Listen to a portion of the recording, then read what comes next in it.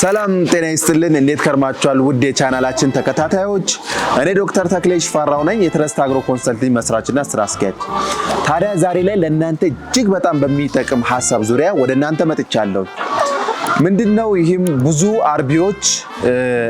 እንቁላል ምርታችሁን ከሰበሰባችሁ ካመረታችሁ በኋላ በተለያየ ምክንያት ስቶር ማድረግ ልትፈልጉ ትችላላችሁ በተጨማሪ ደግሞ በየቤቶቻችን ለምግብነት የምንጠቀመውን እንቁላል ስቶር ማድረግ እንፈልጋለን ወይንም ባጭሩ ሳይበላሽ ለረጅም ጊዜ እንዲቆይልን እንፈልጋለን ታዲያ ምንን በማድረግ እንቁላል ሳይበላሽ ለረጅም ጊዜ እንዲቆይ ማድረግ እንችላለን ለሚለው አጠር ያለ ሙያዊ ማብራሪያን ወደ እናንተ አቀርባለሁ ታዲያ እንቁላል ካመረትን በኋላ ፍሬሽ እንቁላል መቀመጥ መቻል ያለበት አየር በሚያስገባና በሚያናፍስ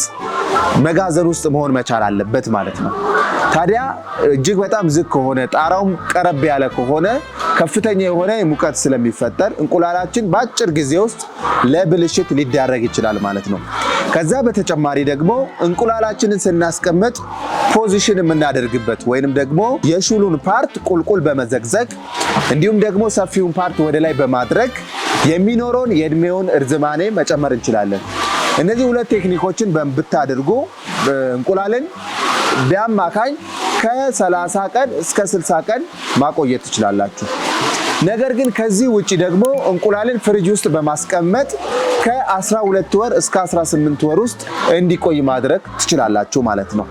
ይህም ከ0 ዲግሪ ሴንቲግሬድ እስከ -20 ዲግሪ ሴንቲግሬድ የቅዝቃዜ መጠን ባላቸው ፍሪጆች ውስጥ በማድረግ እንግዲህ ረዘም ላለ ጊዜ ምንም ሳይሆን ፍጹም ጤነኛ ሆኖ እንዲቆይ ማድረግ ያስችለናል ነገር ግን ብዙዎቻችሁ የምትሸወዱበት ሐሳብ ወይንም ብዙዎቻችን ማንረዳው ማናስተውለው ሐሳብ እንቁላልን ፍሪጅ ውስጥ ካስቀመጥን በኋላ መልሰን ከፍሪጁ ስናወጣ በአጭር ቀን ውስጥ ወይንም ደግሞ በአጭር ጊዜ ውስጥ ለብልሽት ሊዳረግ ይችላል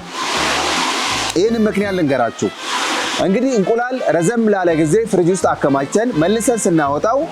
በቀጥታ ያለው የቴምፕሬቸር ወደ ሩም ቴምፕሬቸር ይቀየራል ማለት ነው ሩም ቴምፕሬቸር ላይ ደግሞ ያለው የሂዩሚዲቲ መጠን ከፍተኛ ስለሆነ ከፍሪጅ ያወጣነው እንቁላል ላይ ከፍተኛ የሆነ የውሃ ክምችት ይፈጠራል ወይም ሂዩሚዲቲው ይጨምራል ማለት ነው ይሄም የእንቁላል ማላብ ወይንም ኤግ ስዊቲንግ ብለን እንጠራዋለን ማለት ነው በዚህ ምክንያት በቀላሉ ባክቴሪያዎችን ስለሚሰበስብ ወይንም ስለሚጠራ ሊበላሽብን ይችላል ማለት ነው ስለዚህ ከፍሪጅ እንቁላላችንን ካወጣን በኋላ ቢያንስ ከ2 ሰዓት ባልዘለለ ቶሎ ብለን አብስለን ልንጠቀመው ይገባል ማለት ነው ይህ እጅግ በጣም ወሳኝና አስተማሪ ቪዲዮ ነው ይህ ቪዲዮ በብዙ ስለሚጠቅማችሁ ድጋሚም ደግሞ ወደ እናንተ የመሰለ አስተማሪ ቪዲዮ እንዲደርስ ሰብስክራይብ ማድረጋችሁ የደውል ምልክታ መንካታችሁ እንዳይረሳ ስላዳመጣችሁ እጅግ አድርጌ አመሰግናለሁ በመተማመን ያርቡ